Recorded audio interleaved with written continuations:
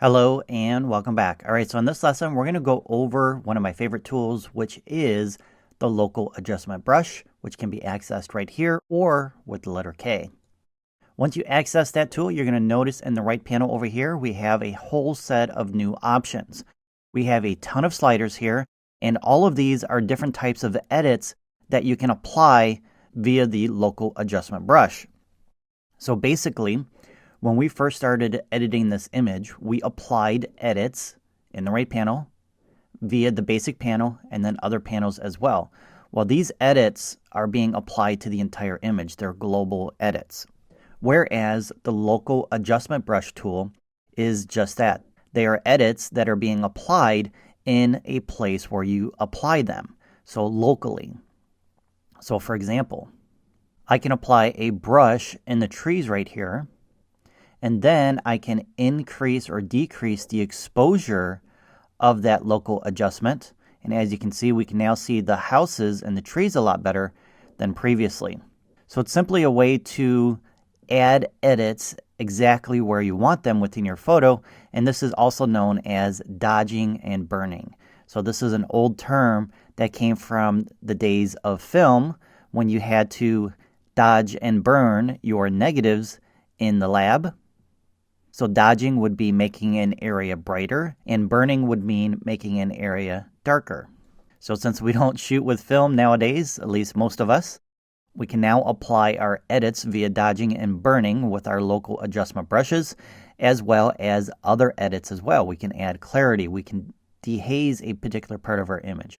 We can desaturate a part. So for example, maybe you have a color cast on someone's face, but you want to keep that color cast in the rest of the image. Well, you can try and remove some of that by desaturating that color cast on that person's face. And we also have other options down here as well. And we can also apply a color via a local adjustment setting. And then down here we have some different options. Just like with the spot removal tool, we have a size. We have a size slider, but as you know, we can use our right bracket key to make it larger, left bracket key to make it smaller. We can increase or decrease the hardness of that particular brush. 0 would be a hard edge. 100 would be the softest edge. We also have flow, which allows you to control how fast that particular edit is being applied. So the rate of that edit being applied. So in other words, you can apply the flow to say 10, and it's not going to apply these particular edit settings 100%. So you can build it up over time, and it's kind of like painting on an edit, and each time you add a new stroke over that area, more of that edit is going to be applied, and the more realistic it's going to look, and the more natural it's going to look, because you can blend in that edit along the edges of other areas that you're working in. Then with density, you can control the amount of transparency for each stroke. So it just gives you another way to increase the edit being applied over a period of time, or over a period of number of strokes being applied to that area where you're applying that adjustment.